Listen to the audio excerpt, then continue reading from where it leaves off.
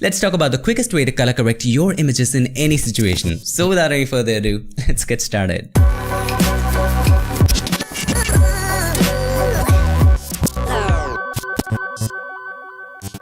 So here we are in Photoshop, and if you want to download this photo, check the links in the description. So first of all, it's really simple. Create a curves adjustment layer.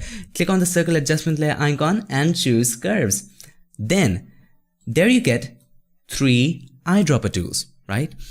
Select the middle one, not one with the white drop, not one with the black one. Select the gray one and click on anything which should have been gray in real life.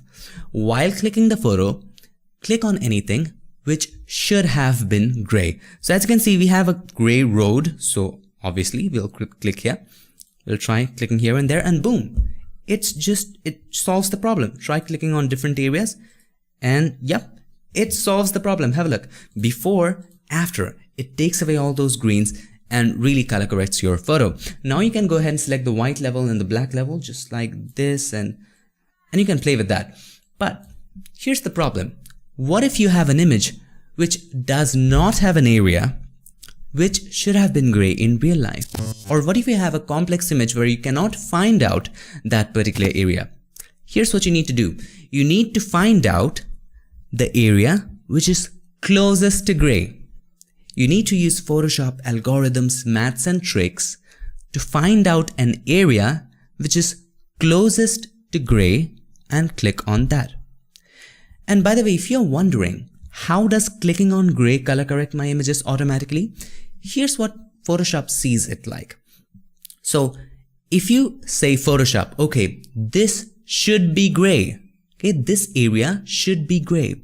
And when you click on that area, Photoshop looks at that area and Photoshop sees that it's not perfectly gray. It has a green tint to it.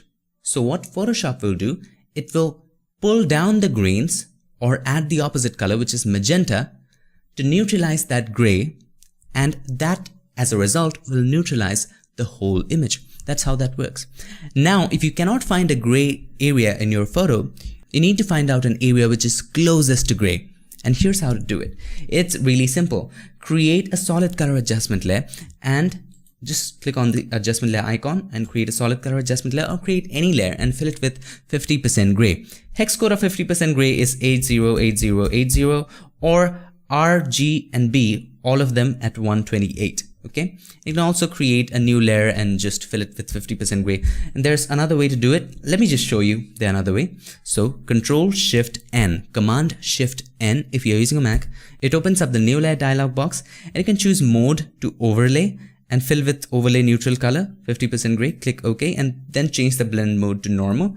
Or another way to do it is just close it, create a new layer and press Shift Backspace. Okay, Shift Delete if you're using a Mac, Shift Backspace, and then choose 50% gray and fill it up. So 3 ways of doing the exact same thing. Now what you need to do, change the blend mode to difference. Now how does that help? Let me show you how does that help. Now, if you want to know more about the blend mode difference, in and outs of blend mode difference and how to use that in day-to-day life, check out the video right here. But here's what's important. If I create a new layer and say paint it with green, okay, paint it with green, create another layer, also paint it with green, just like that. Okay, so we have 2 layers, and change the blend mode of this one to difference. Look, this turns black.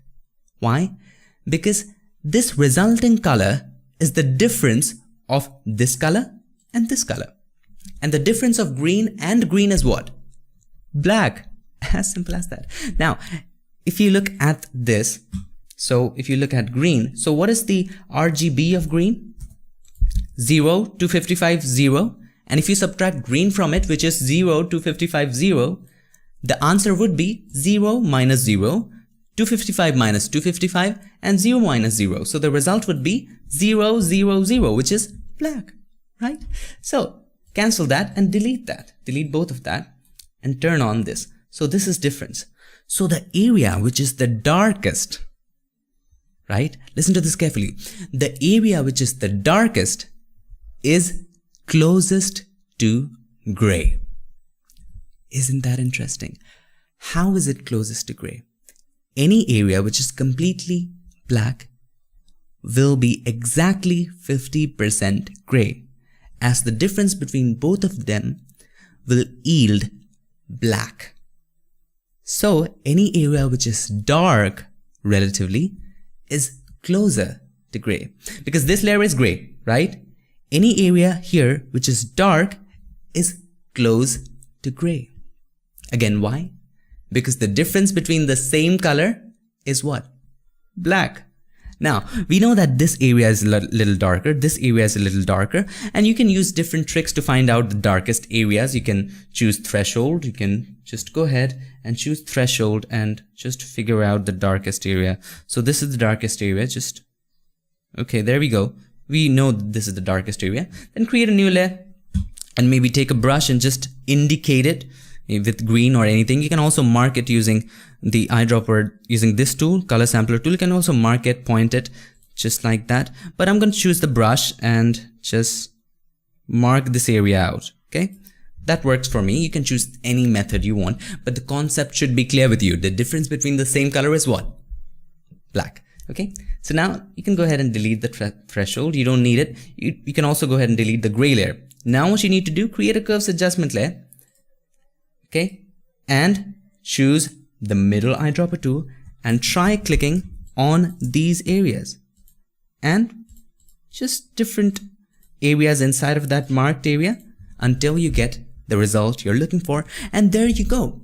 If your image doesn't have that gray area, use that technique. Find the areas which are closer to gray. How? By using the concept of difference. Create a gray layer, change the blend mode to difference, and the darker areas will be the closest to gray, because the difference between the same colors is what? Black. I hope this video helped you, and if it did, make sure to give us a like, and also do not forget to delete this layer. We just did it. Do not forget to delete it. I'll see you guys in my next one. Till then, stay tuned and make sure that you keep creating. Also, I forgot to say, don't forget to subscribe and ring the bell so that you, my friend, don't miss a thing. Thank you so much for watching, and keep creating.